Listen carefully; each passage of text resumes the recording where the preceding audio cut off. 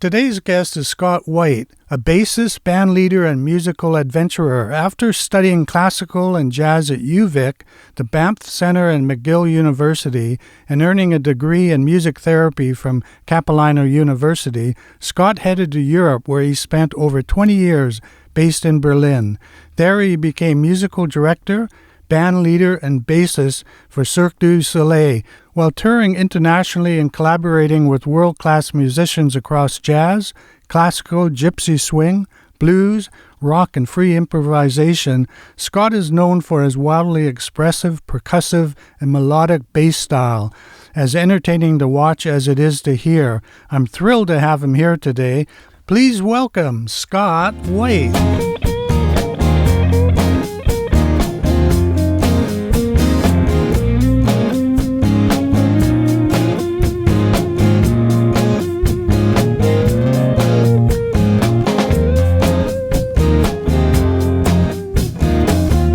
Thanks, Scott, for coming down and being on the podcast. My pleasure. My pleasure. I've been wanting to interview you for a long time, actually. We talked once before, but you were so busy because you're playing about 95 different bands, it seems like. Yeah. So we couldn't figure out a time to do it. So I'm glad we finally set something up. I want to start with addressing one thing and say, first, I'm a big fan of yours. Oh, I love your bass playing. Thank you. And the first time I saw you was at Harpo's when I think it was early 90s. Is that when Loose was around? Yeah, that makes sense. Yeah. How long was Loose together? And that's with Mark Atkinson, right? Mark Atkinson and James McRae. James right, the Wild Man yeah. McRae. Right. We started the band initially. We had a short stint as a quartet with Daniel Lapp as Loose Gypsies. Oh, is that right? Yeah. And then that sort of didn't work out. Things changed, and then we just kept going as a trio. We were already doing a lot of jazz gigs as a trio. Right. So we actually had sort of two personalities. We do our little jazz gigs around town, but our real thing was the kind of rock band. Right. But, of course, we were all into all sorts of music, but we sort of really came from jazz. Right. So that was a lot of that influence, but we were just trying to rock out. Yeah, right. And those are the days we used to rehearse a lot and everything. Like we rehearsed a lot, and the music we created. It's funny you should mention that because I just had a few thoughts about that band recently, but we tried a couple years after we broke up. I don't know. Let's say we were together for like 6 or 7 years. All together, right. And to learn up some of the songs, and we realized, they're too complicated. So we had to take the ones that were easier to remember. And then we did a couple songs at the Pagliacci's 45th anniversary, that street festival party 2 years ago. And we realized as well, we did a couple of tunes, but because we were rehearsing so much, the songs became so subtle and kind of complex in that way that you could only do that if you're rehearsing together a long time. Yeah, for sure. You could never throw that together. Even though with the same musicians, you can't just jam on it. No, it was tricky because every time we'd add more or change it or make subtleties. Anyway, that was a funny thing about that band. It was a good time, and one of the most intense, probably the most intense band I've ever had, actually. Right. Because I believe it, because when I saw you the first time I saw you, like I said, it was at Harpo's. And I guess that you were a trio, and you were rocking out pretty good. It was fantastic. Yeah, with upright bass, I had a great big amp. Yeah. The Wild Man, James McRae, he can really play those drums loud. Yeah. So we had a big sound. Yeah, you did. Trio. You really did. Yeah. And that's a great club too, of course. It's my all-time favorite. Mine too. Yeah. I was so bummed out. Yeah. When it shut down. I know. I loved that place. That was great. I think all Victoria was. So let's go back to a little bit of the beginning of things. Sure. For instance, where were you born? I was born in Vancouver. Oh, Vancouver. Okay. Yeah, I was born in Vancouver. Mm-hmm. Lived there for a bit, and then my parents moved to Montreal when I was like, I guess around 4. Right. Maybe even still 3, I'm not sure. So I did my kindergarten and first couple of years of elementary school there. Right. And learned to play hockey and all that, and out east. And, And, more opportunities back there to play hockey. I remember sometimes we even skated a bit on our street. Yeah, right. We would take the skates out and move the double skates. And there was a rink just around the corner. Yeah. and the dads would get out and shovel it off the snow. Yeah. And I just remember lots of hot chocolate. I remember like literally my feet freezing. Yeah. It would be cold. We'd be out there as kids. Sure. Yeah, right. That was fun. And and then we moved back to, my hometown really is Maple Ridge. Oh, is that That's right? where my family's kind of from, my parents. So okay. then we moved to Maple Ridge. And then we moved away again to Nova Scotia and then came back to Maple Ridge, where then I stayed and graduated from high school. Oh, okay. So that's really my hometown, as such as there is one. Right. Now, you described yourself. I did a deep dive on the internet, and I saw that you described yourself as bouncing in front of the stereo as a child. Oh, yeah. What was that about? What was it about music that caught your attention and got you bouncing and realizing? Here's an example. Like I would do this. Oh, okay. like you see kind of autistic kids do. Yeah, right. Exactly. Lots of kids like to do that. So I would get in this kind of trance, bouncing and listening to music. And then I got into rock and roll. I would just turn it up. My parents' old stereo, as loud as it would go. I was just always into music, fascinated by the music on the radio. Right. It was always just somewhere where I just felt sort of another world where I wanted to be. Yeah, right. Mm-hmm. You know, now, of course, I would be diagnosed with ADHD for sure. Oh, is that right? Yeah, for sure. For sure. But it was, as we know, it's a very common sort of thing, and it wasn't diagnosed as anything problematic in them, but I was good at sports. I liked sports, and I was good at school. Right. So there was no reason to, deal with anything. But when I look back at my behavior now, I see that I had that need to sort of always be sort of moving and that sort of music quieted helped. me. It helped. Oh, totally. Sure. Yeah. So I read too that at first you had plans of being a guitarist, rock star. Yeah. But then you got into bass. What was it that switched you over to the bass guitar? And before you answer that one, at what age did you learn to play the bass guitar? Okay, well, of course, I was just getting into music, and then me and my friends, we would, I played a little bit of clarinet in the elementary school band for a tiny bit. Oh, yeah. And then I've never got anywhere with that, but we would just play along with rock records on tennis rackets. And I always imagined I would play along the guitar solos and everyone. And then then we wanted to make a band. Yeah. And my friends already had guitars. Yeah, right. They were like, why don't you play the bass? And I literally said, well, what's the bass? Yeah. But I knew, on the other hand, that my uncle played bass. So I just wasn't sure what role it had. I wasn't sure what I was listening to.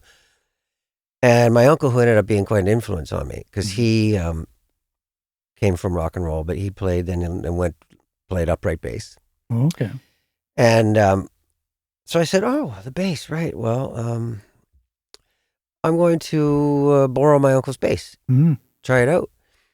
And I started playing his bass, which, as it turns out, is the Stradivarius of electric basses. It's a 1962 Fender Jazz bass. Oh, okay. So it's it's one of the nicest basses I've ever played. Yeah, so it was a great bass to fall in love with. So I sure. started having so much fun with it. And then my parents said, no, you got to play guitar because you're supposed to start with guitar. Right. I said, I don't want to anymore. And they said, no, you have to do it. So I took guitar lessons. I said, okay, take guitar lessons for a month. Yeah. And I did. And as soon as the month was over, I said, I want to play bass. For the bass, yeah, right. Yeah, and it just playing on that instrument convinced me, and I never looked back and ever really wanted to play guitar after that. Yeah.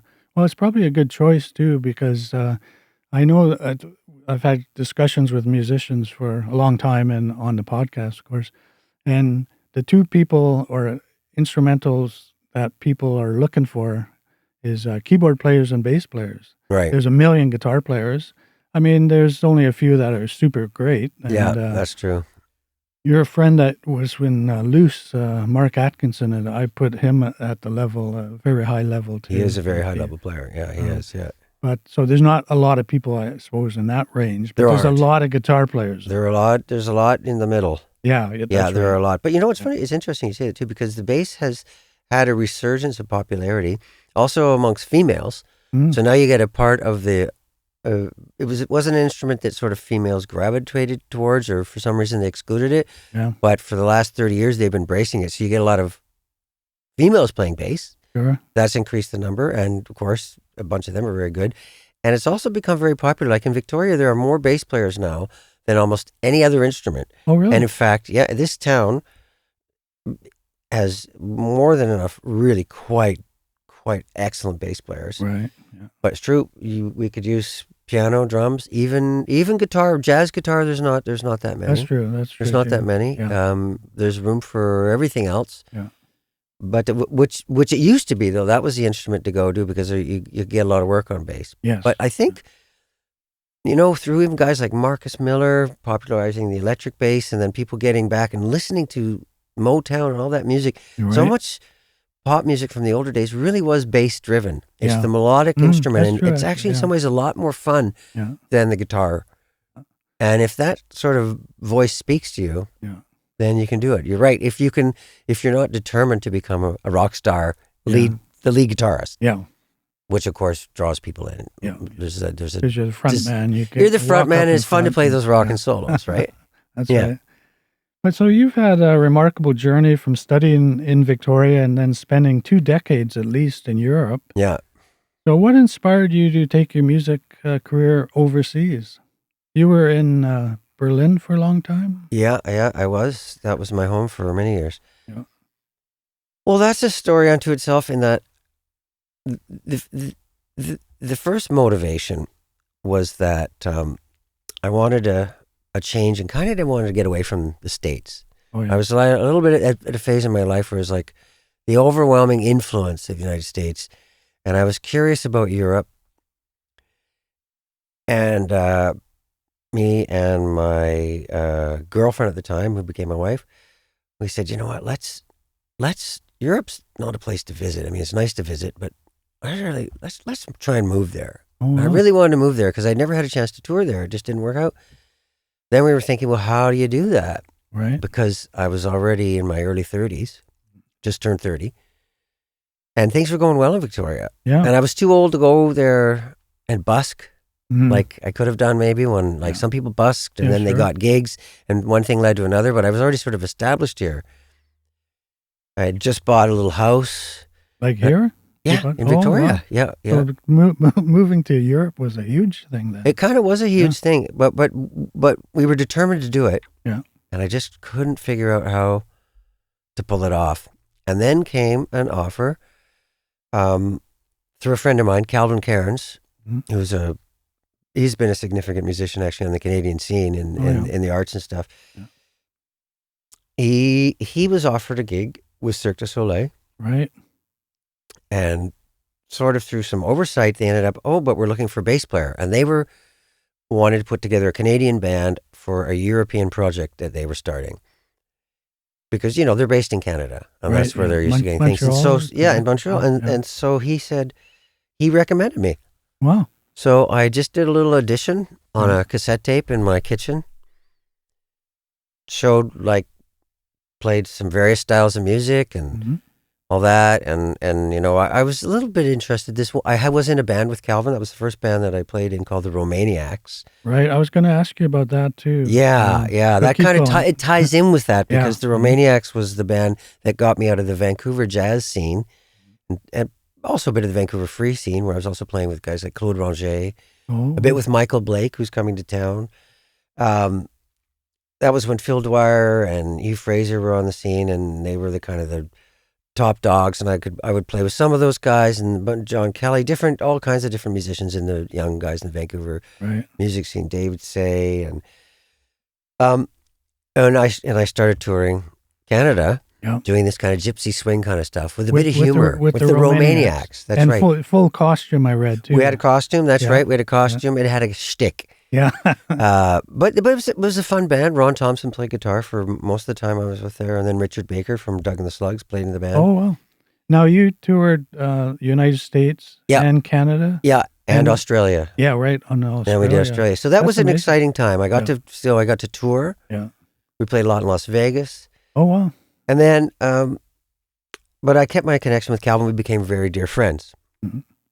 And, at that time, were you based in Europe then? No. Oh, you hadn't gone yet? No, it wasn't. I was based in Vancouver when I started the Romaniacs, and then slowly migrated from Vancouver to Victoria. Right. Because I always liked Victoria better. Sure, yeah. And my wife's from here. And because I went to UVic, University of Victoria here in 1981. Anyway, see, it's funny because they all sort of one leads into another. Yeah. I'm probably messing up your interview. No. It's funny. Fine. So, but Calvin gave me this opportunity, and then I said, yes, I'm going to take it. And I went to Hamburg, and I wanted to move to Europe. I didn't want to move to Germany. I just didn't think, I thought, not Germany. But I went to Germany and went, I love it here. Yeah. And then I didn't want to come back. And then I stayed with this show. Yeah. Which was not a usual Cirque du Soleil show. It's more of a cabaret kind of show. We did all kinds of different music, classical, jazz, pop. Yeah. And I stuck with that show. Calvin left. Yeah. And you worked your way up to band leader as well. Yeah, I became band leader. Yeah. And then I became involved in the sort of the direction of the music. Wow. And then that Cirque du Soleil got out of that line of work.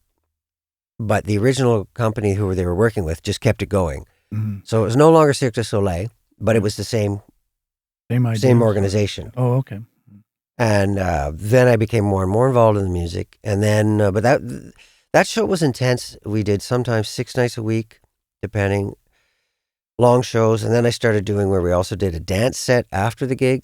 So it was very long nights. Yeah. And the season was quite long. It could be 9-10 months. Oh, wow. A good 10 months. And I started to burn out. I started to burn out, and I said I needed a break. Yeah. Because you really need to have a good attitude about that. You need to be enjoying it. You do, yeah. You want to get to that 10,000 hours, whatever. Magic number to perfect your instrument. But at the same time, you got to be fresh. That's right. You got to be fresh, and it doesn't work if you're not fresh and having a good time. Yeah. And I didn't want to wait too long. The audience will notice that. The audience will notice. Sure. Yeah. The whole band, when you're kind of leading the band, you set the tone of what's expected, the professionalism and that attitude of let's make this good music. Yeah. So I realized I had to stop. And then I did freelance. Oh yeah. In Europe. Yeah. And that's also, though, around that time is when the bass player for the Bills. Oh, okay. Right, which is another chapter. Band here. Well, local band that ended up having great success and a couple of Juno nominations. Yes, yeah. Toured the States a lot. They toured very hard and played a lot of big theaters and had a really good reputation in the States. For sure, yeah. I didn't do any of the hard work. I started the band with Mark and Chris Fry. Chris came on, yeah. And then there was also Ollie Swain and Paul Dowd, and we were just goofing around. We just wanted to have some. This was after Loose. And I played violin and Mark played accordion. And we just wanted to play some folk tunes. Oh, yeah. And have some fun. And then the band started to get kind of popular. Yeah. Just a little bit. Popular, yeah. Eventually. A little bit. And then they went to Europe and busked. I only did the first 2 weeks because that was when I already got the call to go to Europe with Cirque du Soleil. So the Bills then carried on without me. Oh, okay. And they created this whole chapter. Mm-hmm. Great recordings at Joby's studio. Glenn Manders became the bass player. Calvin played violin with him for a while. Then they went through different violinists.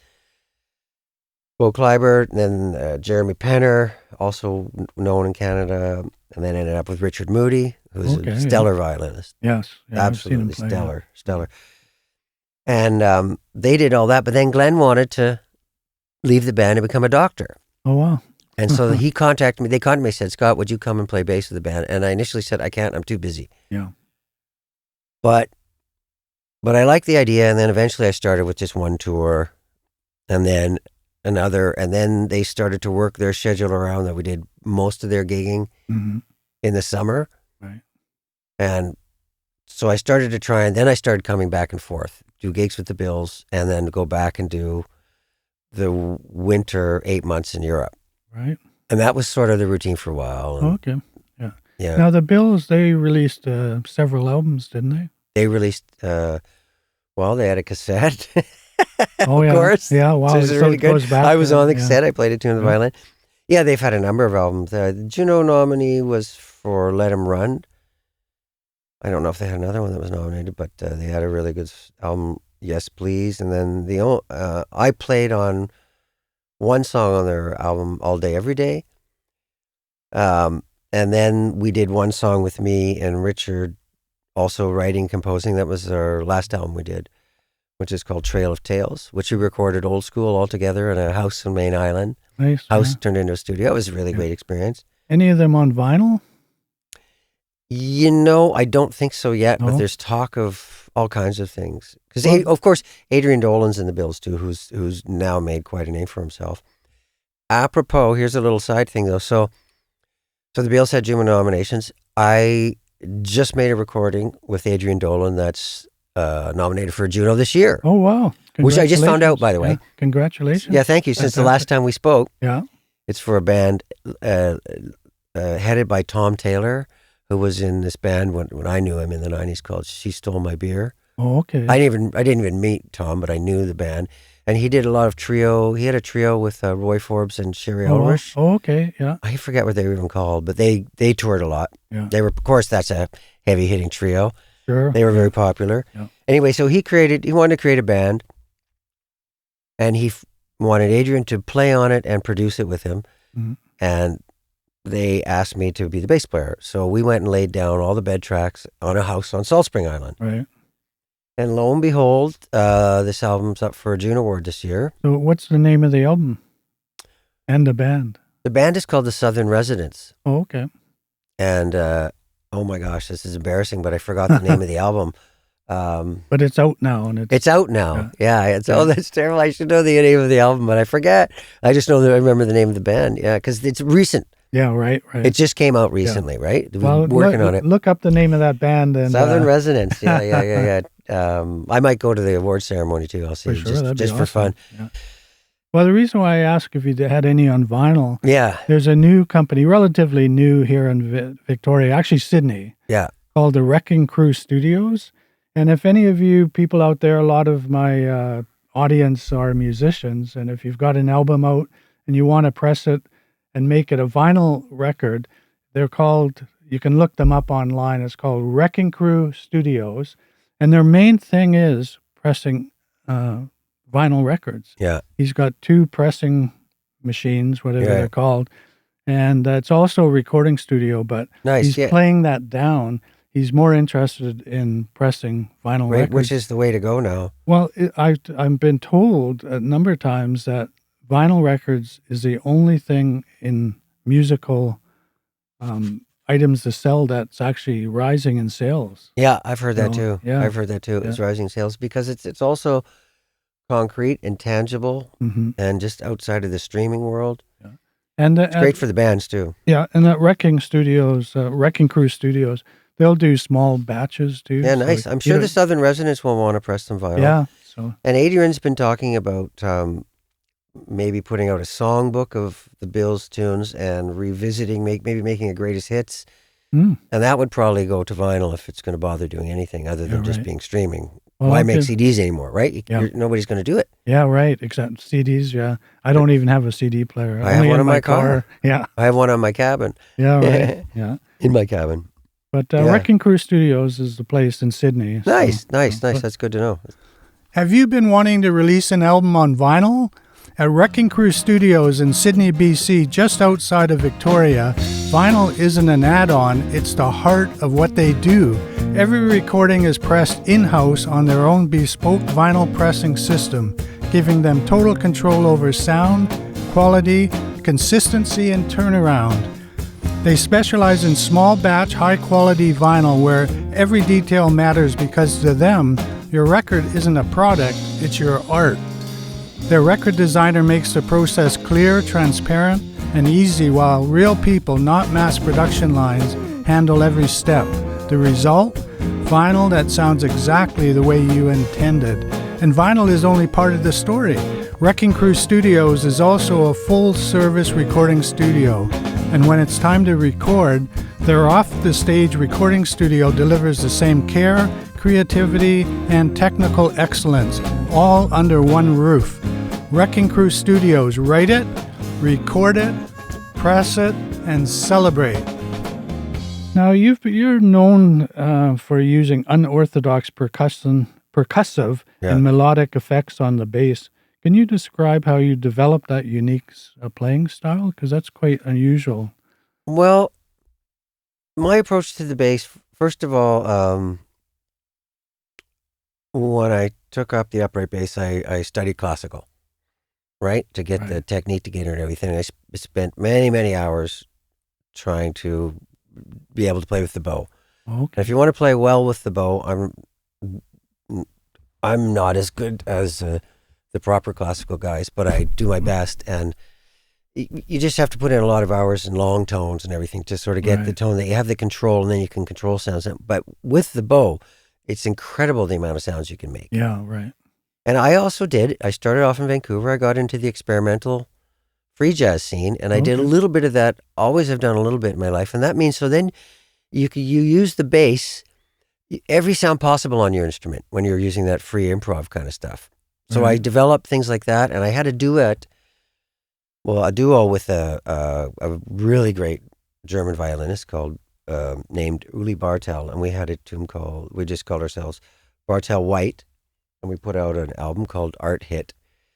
And I would do things like use percussion instruments in one hand. Right. I also had a trio with Miles Black and Roger Baird. Wow. Well, Miles on piano. Miles Black. I've known Miles Black since he was forever. We've played a lot together. Fabulous piano player. Incredible, yeah. He plays a lot of instruments. Miles is, he's the real deal. Yeah. And in this trio as well, so I'd use chains and percussive things and any kind of sound that's part of a soundscape. So when you're playing experimental music, you use the full soundscape. Yeah. So there's that with the bow, and a lot of modern classical too. There's lots of sounds you make with the bow. It's incredible. The upright bass has so many tonal colors. Yes. Yeah. You can't help but sort of, if you're open to it, you're going to explore them. Yeah. The other aspect of the percussive aspect of the bass is when it comes to like rockabilly slapping, right? I got into all that slapping stuff, and the first person who really got me into slapping was a violinist named Laki Sirsul, who's from Romania. Oh, okay. He lived here for a while, and he played some bass, and in Romania they're all slapping. He showed me how to do it, so I was like, oh, this is great. And then I just kind of developed that and got into some of my own sound, but then you realize that in the early jazz days, a lot of bass slapping happened a lot, and there's certain old jazz guys who can do it very well. And the rockabilly guys do it. Sure, so that slapping thing is just now become a big part of my sound. It's just like, like for country and stuff, it's great. And also now when I'm playing with the Vanity Project, which is a kind of a Gypsy Swing Django style band on Wednesday nights, and you want to play with that older school style, you kind of give the strings a little snap, snap, snap, snap, snap. Right. It really punches it out. And also when I'm playing at Pagliacci's, where I play a lot, I play acoustically. Right. So you really learn to work with the acoustic sound of the instrument. Sure. Makes a big difference than having it amplified in the old school. In the 90s, everybody was plugged in with metal strings. Sure. I'm using gut strings and playing a certain way. So it's not everybody plays that way. Yeah, right. And some of this little slappy thing it's really harkens back to an older time. Yeah. Well, Elvis Presley, when he started out, Bill Black was on a stand-up bass. Yeah. And they didn't have a drummer originally. Yeah. So he was doing a lot of slapping and stuff. And even Elvis, when he was playing rhythm, he was slapping his guitar a lot, just kind of filling in the sound, because they were a trio as well. Yeah, yeah. And actually, that's also how slapping on the electric bass started too. Yeah.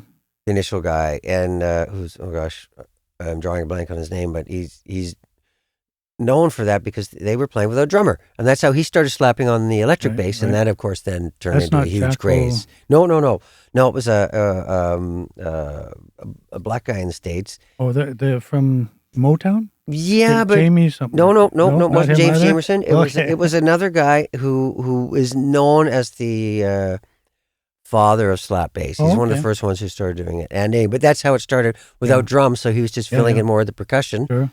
Mm-hmm. Great groove, and now of course slapping is a whole other art, a whole other approach to electric bass playing. I mean, it's gone to incredible extremes, and actually so has slapping with rockabilly. Rockabilly bass on the electric bass coming from that like Elvis thing. It's big time. Yeah. It's really and all kinds of stuff. That's really fantastic stuff. I love that. So after you were in Europe and you came back, how did you find the music scene in Victoria? Had it changed, or was it pretty much similar? You were able to just meld right back into it?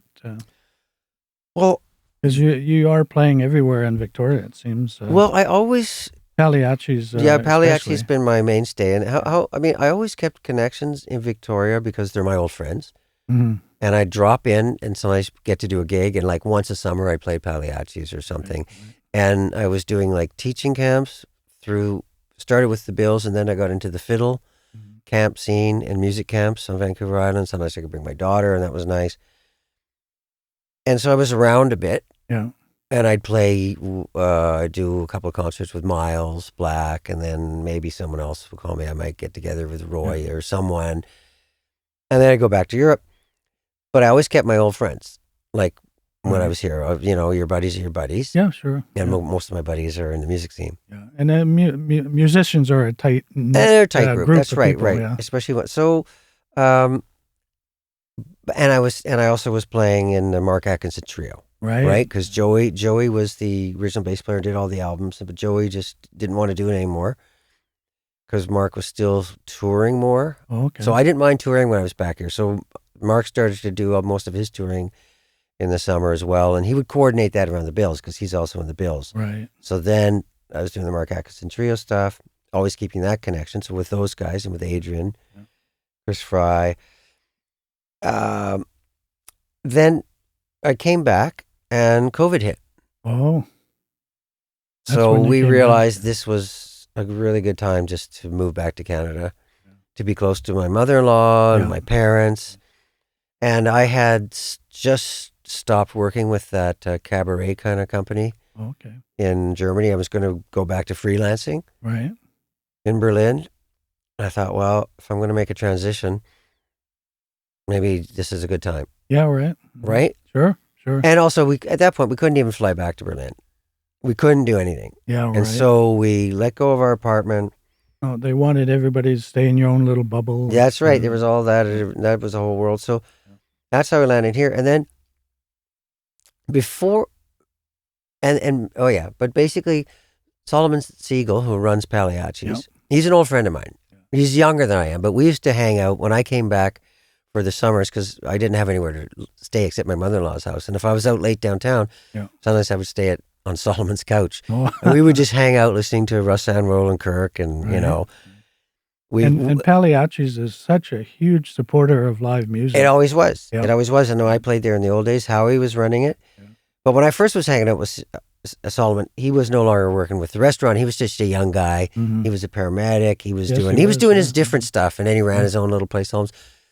But then he started to take over the restaurant again, manage the restaurant after he did all this experience in the restaurant business. Yeah. And he asked me then, he said, well, do you want to have, there's an opening on Monday nights, every second Monday night. Do you want to have that night? Yeah. I said, well, sure. Yeah, why not? Why not? And then as COVID kicked in and Solomon and I were still hanging around, and he was one of the guys who when we expanded your bubble, and I started giving him some lessons. Oh, okay.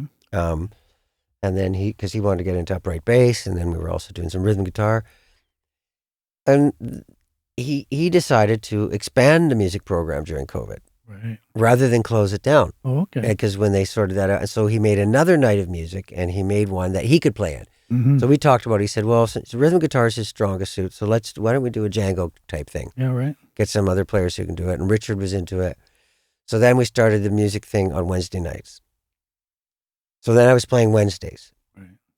And then Avram was forming a new trio, Avram McHaggerty, and he asked me and Richard to be in his trio. So that's every second Sunday. Oh, wow. So now I'm getting into Pags even more. Yeah, right. And then Solomon asked me to take over the music program at Pagliacci's because he's just too busy at Pagliacci's. Oh, it's a busy place. And it's a busy place. I said, yeah, sure. And there wasn't really much to do because they'd been all set up. It was all regular bands. And then I suggested to him and the management team, I said, why don't you guys try putting music here on weekends? Mm-hmm. Because there's all these young jazz musicians from Victoria who study out east. Yeah. And they come back in the summer and they don't have anywhere to play. There's Herman's, but Herman's, they've got to pay their rent. It's an expensive club to play at. It's a fantastic club. It's still, you can't compare the two. It's apples and oranges, but you need somewhere where you can just do a casual gig. And the Coda is fantastic. Fantastic. But you got to put on more of a big production. Yeah. Right? Mm-hmm. There's production costs that need to be covered. It's a bigger deal. Pagliacci's is not asking you to pay for their staffing or the hydro or everything. They're going to keep it open. Yeah. They just like the atmosphere and vibe of being a live music thing. So we started doing music on weekends, and for a lot of bands, all kinds of bands, student bands, And it started to catch on, and so now that's been going for a few years. Yeah. I also organized the 45th anniversary festival where we had all the Pags bands and a bunch of bands from the past. Yeah. My wife and I came down to that. That Yeah. was amazing. Every band had, 10 minutes or something? Yeah, I think, basically And it was between quick 8 and turnover. 14 minutes, depending on the band, except for a couple of the big headline ones had a little bit longer, and the Bills had the longest. Yeah. I mean, so some bands it was a very short period of time to play. Yeah. But because of the big turnover, it was super interesting to see all these bands play. And it was really well put together. I didn't know that you were... Yeah, I did it all. Well, I mean, I didn't do it. I was in charge of it, and it was my vision that Solomon signed on to and supported it. Yeah. To do it that way, using all local bands, and the Bills headline it. And it's funny, though, because a lot of people thought it wouldn't work to have that many bands in that amount of time. But I come from years of theater. Oh, okay. Where you're used to timing. Change the set, get it ready. And for we had act two or a whatever. stage manager who knows his job. Yeah. Yeah. And that's keeping things on time. I told everybody, you're on, you're off. And of course, Adrian ran the sound too. You have to have a really good technical team. Sure, yeah. Because technical problems are what cause delays. But everybody has to be ready. And every band was on. I said you can finish before your allotted time, but you can't finish after. Yeah, it went really smooth from the audience point of view because my wife and I really enjoyed it. Yeah. So you have to think of everything beforehand, right? You have to plan it out. But because of all those years in theater, it really helped me. Yeah. To realize that vision and it could work. But anyway, that was really successful. Just to have all those bands and have people coming from out of town to make it happen. Gene Hardy flew in from Toronto for it. Played with Miles. Yeah. Did the Sidewalk Blues Band, okay, who were a long stay at Pags for years, and Ken Hall, who passed away. So they did a dedication to Ken Hall. Doug Cox came down from Courtney to do it. Rick May played. Rick May's very well-known electric bass player too. Yeah. Awesome bass player. Total pedigree rock bass player. Absolutely. Now, we are running a little short on time, so let's do it. One thing I want to touch on real quick is music therapy. Yeah. Now, how did you get into that, and what did that entail? Were you teaching children or adults how to play instruments that were? Yeah, music therapy is. I mean, it's a very broad field, and it's changed a lot. And I'm no longer really involved in it because I'm just only doing music now.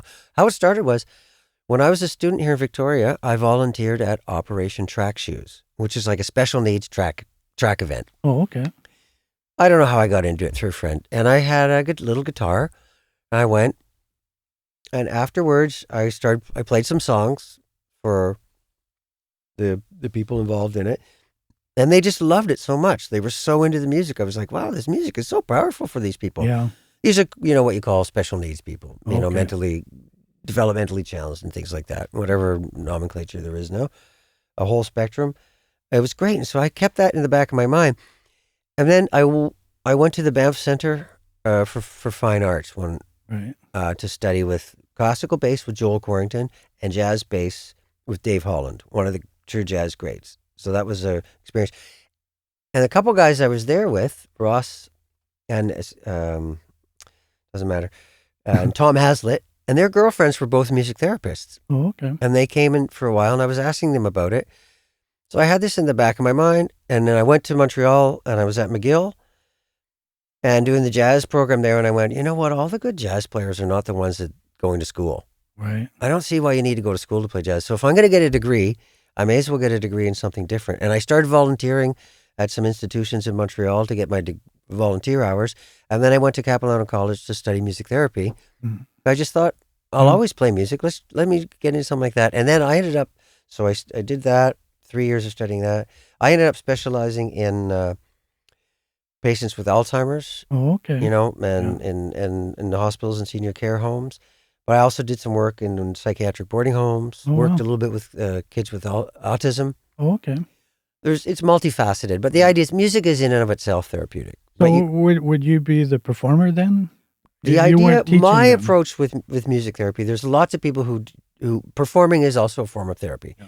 And lots of people, that's more their approach. My approach was always to try and get them to improvise and to try and get them to be involved and to get them to sing, not to be about me. And I bring percussion instruments along, get them to jam along. Yeah. So that's a different aspect than performing. Right. And I started a Friday music program at Namaste with Terry Flatt, who runs the program Namaste. That's still going to this day. Every Friday, there's Czech News did a big thing about it. That's all special development challenge, special needs people from all ilks, and they all go from their care homes and show up there on Friday mornings, and it's a huge success. And Avram McHaggerty runs that. He does a great job. That's kind of the nicest legacy of my music therapy time, I'd have to say. Right. Well, we're almost finished, Scott. So thanks for coming down. I know you're a busy guy. We're just touching on a few of the things you do. So, do you have a website or anything where people can see what you're up to? No, please don't go to my website. No. I haven't even looked at it in 20 years. Oh, no. I do intend to make another one. Yeah. My daughter insists I do. Get her to help. Honestly, you. I'm just a word of mouth guy at this point. I know there's things out there on YouTube, and I'm on a bunch of albums, but I've never been good at self promotion. Yeah, right. I've never done it, and I've sort of, in a way, I've never needed to. I was just going to say that actually. You work all the time anyway, so you really don't have to. But yeah, at this point, I'm content with the amount of work I have, and I even turned some things down. But I've got a little tour coming up in Germany in May and June. So there's still some exciting things that happen. I'm involved in all the music I'm involved with right now is music I'm really happy to be playing, and I'm happy to continue to be challenged. I had a rehearsal yesterday with Adonis Puentes and his band, which is at Herman's this Sunday. I love that. I've always loved Cuban music. Yes, yeah. Well, and that traditional Cuban bass playing and playing salsa. When I was in Vancouver in my 20s, I used to play in a bunch of salsa bands. Oh, wow. So I love that salsa groove. Yeah. And the bass playing in salsa. I've always loved it. Sure. So this is a great opportunity. But it's just, I've been fortunate enough to be good enough to be able to play with musicians better than me. Yeah, right. That's the goal. Yeah, right. Keep being challenged. Yeah, that's right. And keep learning from. And you keep learning. You totally keep learning. Keeps you fresh. All right. Well, just a couple more quick questions here. Looking back on your musical path so far, is there a piece of advice you'd give to your younger self or a younger person just getting into music today? Oh, that's an interesting question. Is an interesting question. Oh, to my younger self, getting the more solid you are rhythmically and melodically, I think that some of the jazz school approach I took, in the end, I realized I didn't need that as much as I would have rather just come from a really grounded, make sure you emphasize the grounded and absolutely sincere approach. Mm-hmm. But I came to that on my own, and that's what I sort of work on. I try to come from that approach. Right. I mean,